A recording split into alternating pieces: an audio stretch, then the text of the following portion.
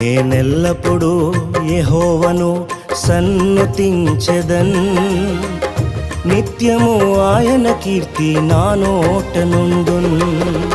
అంతా నా మేలుకే ఆరాధన యేసుకే, అంతా నా మంచికే. తన చిత్తమునకు తల వంచితే, తన చిత్తమునకు తల వంచితే ఆరాధన ఆపను, స్తుతించుట మానను.